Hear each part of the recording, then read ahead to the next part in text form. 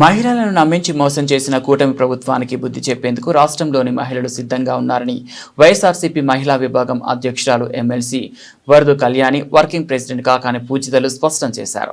నెల్లూరులో కాకాని పూజిత ఆధ్వర్యంలో వైఎస్ఆర్సీపీ మహిళా విభాగం జోనల్ సమావేశం జరిగింది. సమావేశం అనంతరం వరదు కళ్యాణి కాకాని పూజితలు మీడియాతో మాట్లాడారు. కూటమి సర్కారు ఏర్పడినప్పటి నుంచి రాష్ట్రంలో మహిళలకు కనీస రక్షణ లేకుండా పోయిందని ఈ సందర్భంగా వారు మండిపడ్డారు. నిజమైన మహిళా సాధికారతను వైఎస్ జగన్ ప్రభుత్వంలోనే మహిళలు చూశారని అన్నారు. ఈ రాష్ట్ర ప్రజలందరూ కూడా చూస్తూ ఉన్నారు. ముఖ్యంగా మహిళా వ్యతిరేక పాలన చంద్రబాబు నాయుడు గారు ముఖ్యమంత్రిగా ఉన్న ఈ కూటమి ప్రభుత్వం చేస్తూ ఉంది. మహిళల మీద నిత్యం అఘాయిత్యాలు, నేరాలు జరుగుతూ ఉండే పరిస్థితి. అలాగే మహిళలకి ఎన్నో హామీలు ఇచ్చి అధికారంలోకి వచ్చిన వీళ్ళు ఏ ఒక్కటి సరిగ్గా అమలు చేయని పరిస్థితి ఈ రాష్ట్రంలో నెలకొని ఉంది.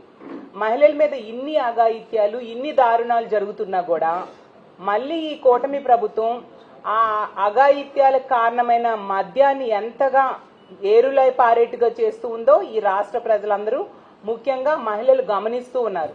దాని మీద తీవ్రంగా వ్యతిరేకత మహిళల్లో అప్పుడే ప్రారంభమైన పరిస్థితి మనం చూసాం. ఎందుకంటే ఈరోజు కూటమికి ఓట్లేసిన వాళ్ళు చాలా బాధపడుతూ ఉన్నారు. ఎందుకు ఇలాంటి ప్రభుత్వానికి ఓట్లేసామా అని చెప్పేసి.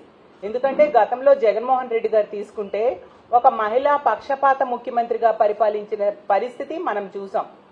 అతను తన 5 ఏళ్ల పాలనలో తీసుకుంటే 3,30,000 కోట్ల రూపాయల అప్పులు చేస్తే ఈ కూటమి అధికారంలోకి వచ్చిన 15 నెలల్లో 2 లక్షల కోట్ల అప్పులు చేయడం జరిగింది. మాట్లాడితే సంపద సృష్టిస్తానని చంద్రబాబు నాయుడు గారు చెప్తారు. చూసేసరికి అప్పులు సృష్టిస్తూ ఉండే పరిస్థితి మనం చూస్తూ ఉన్నాం. ఆ హామీలన్నిటి నమ్మి ఓట్లేశారు మహిళలు. ఈ రోజు తీసుకుంటే ఏ ఒక్క హామీ అమలు చేయలేశారు కదా.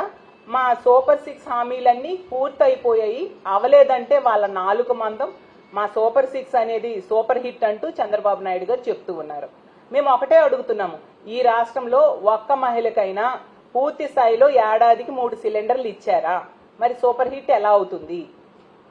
అలాగే తీసుకుంటే ఈ రోజుల్లో బస్సు విషయం, 11 రకాల బస్సులకి ఈరోజు మహిళలకి స్థానం లేదు. ఫ్రీ ఉచిత బస్సు అనేది లేని పరిస్థితి. కేవలం 5 రకాల బస్సులకే వీళ్ళు అవకాశం ఇచ్చారు.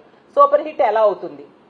ఏ ఒక్క నిరుద్యోగ మహిళకైనా యువతకైనా వీళ్ళు ఉద్యోగం ఇచ్చారా? మరి వాళ్ళ మొదటి సంతకమే నిరుద్యోగ భృతి 20 లక్షల ఉద్యోగాల మీద పెట్టారు కదా. మరి సూపర్ హిట్ ఎలా అవుతుంది మీ సూపర్ 6 హామీలు అనేది నేను అడుగుతూ ఉన్నాను. అలాగే మహాశక్తి పథకం అంటే ఆడబిడ్డ నిధి అనే పథకం ఆ రోజు ఎన్నికల టైంలో ఓదరగొట్టేశారు. ఈ రోజు ఏ ఒక్కరికైనా ఆడబిడ్డ నిధి ఇచ్చారా? మరి ఎలా అవుతుంది సూపర్ హిట్ అని నేను అడుగుతూ ఉన్నాను.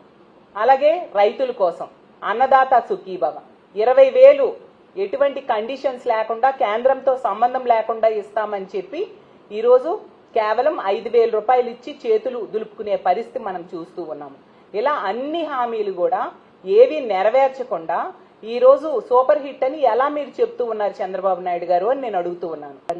మహిళలు అంత సులువుగా బయటికి రానటువంటి వ్యక్తులు ఈ ప్రభుత్వం అంటే ఎంత వ్యతిరేకత ఉంటే, ఎంత అసహ్యం వేసుంటే ఈ ప్రభుత్వం చేసే పనుల గురించి బయటికి వచ్చి ఈ రకంగా మీటింగుల్లో బహిరంగంగా మాకు ఈ ప్రభుత్వం అంటే వ్యతిరేకత ఉందని చెప్తారు చెప్పండి. అంటే జగన్మోహన్ రెడ్డి గారు మీద ప్రేమాభిమానాలు, ఈ ప్రభుత్వం మీద వాళ్ళకు ఉండేటువంటి అసహ్యాన్ని తెలపడానికి అందరూ భారీ స్థాయిలో వచ్చి మీటింగ్ ని సక్సెస్ చేశారు. అందరికీ కూడా థ్యాంక్స్ అండి. ఒక్కసారి ఫోన్ చేసి చెప్తే వెంటనే కథలు వచ్చారు. అందరూ కలిసి రేపు పొద్దునే మేమేం ఏ రకంగా ముందుకెళ్లాలన్న ప్రణాళిక వేసుకున్నాము. కూటమి ప్రభుత్వం చేసే మోసాలు అంతా ఇంత కాదు.